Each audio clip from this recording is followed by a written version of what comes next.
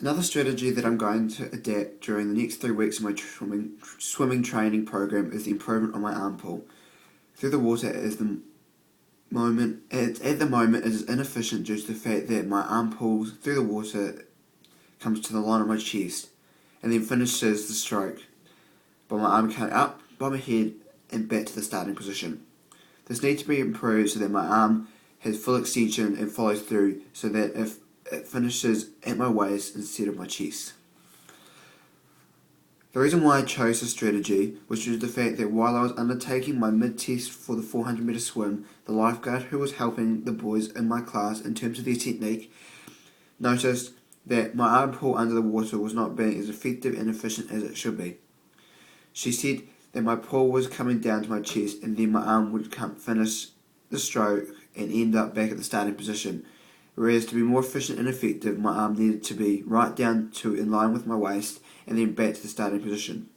By doing this, she said, it would significantly help me, and it's why I've decided to implement this strategy. The strategy links to one of the biophysical factors, which is drag. By working on my arm pull, it is therefore going to help me to increase the propelling force that is pushing me through the water, due to the fact that my arms are now travelling further through the water, which therefore allows me to push further. By being able to increase the propelling force, it therefore means that I will counteract the drag acting upon me so that the drag is less effective. This will therefore allow me to move further and also faster through the pool, and mean that my time will start to decrease and give me a higher chance of gaining the excellent standard. In terms of the specific changes that I'm going to make to my training program, I'm going to incorporate drills and also a pull set so that I can effectively work on my arm pull.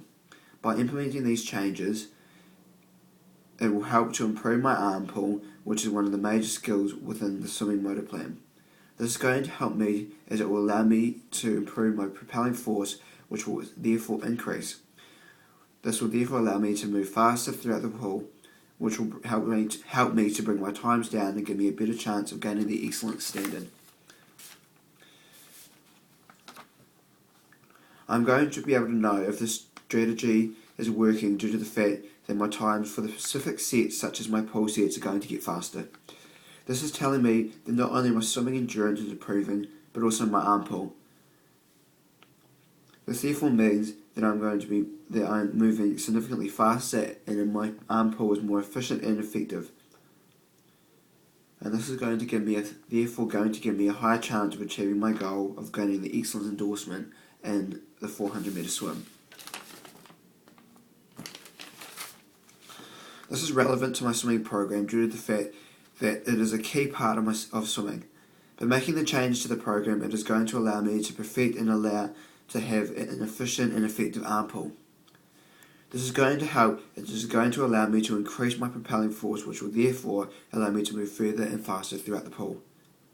This will mean that my times will start to decrease and I will have a higher chance of surpassing the excellent standard for the 400 metre swim. There is one assumption for this strategy, and that people assume that it doesn't matter how long your arm pull is, as long as you have a fast stroke rate, it is fine. This is wrong, as by having a long arm pull, it allows you to travel further and therefore you can have a faster stroke as well as travelling more distance. This is the main reason why I've decided to implement this strategy for the next 3 weeks of training, and therefore hope to be able to improve my arm pull to succeed in achieving my goal.